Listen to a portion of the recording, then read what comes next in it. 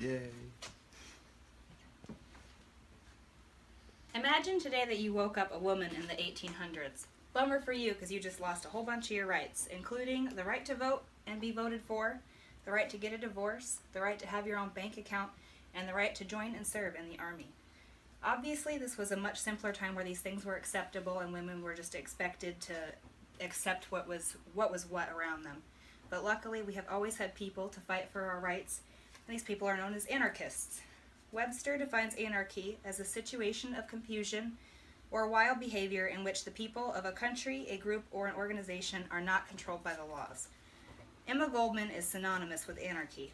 First, I would like to talk to you a little bit about the woman herself, and then her inspirations and what she actually inspired through her own speaking, as well as why she is so important and why her writings are important and the impacts they have had on us all. So let me tell you a little bit about Emma herself. When you search her name, you will find that she was many things. She was a woman born in Russia to a Jewish family and traveled to the U.S. in 1885 to become a writer and a lecturer on anarchist philosophy, women's rights, and social issues.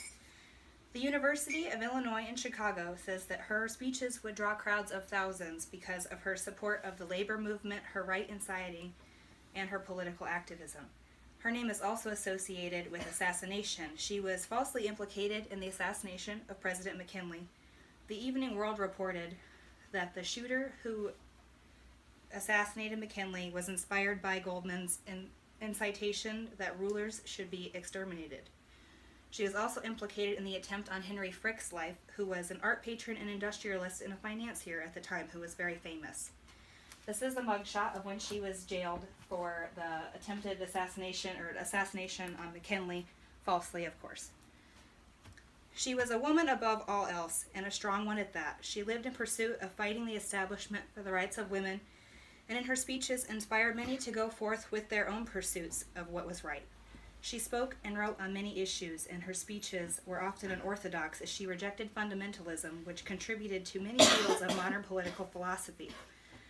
She was inspired by famous authors and thinkers like Henry David Thoreau, Ralph Waldo Emerson, and Friedrich Nietzsche. In her autobiography, she said that Nietzsche was not a social theorist, but a poet and an innovator. He inspired many of her speeches and ideas about her life in general. Unfortunately, I was not able to find any videos of her speaking, but I did find one where in her interview she was giving very cheeky answers to political questions about the world.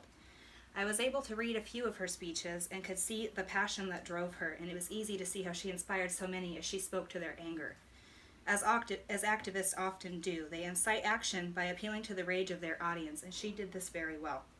She was controversial because she spoke for sexual freedom, freedom of expression, union organization, and independence and equality of women, which are all good things, except she was very, very violent.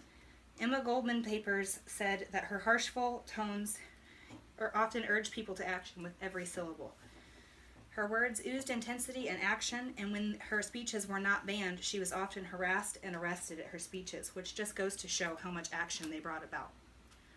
She was inspired by great thinkers and went on to inspire others to fight for the things that they believed in.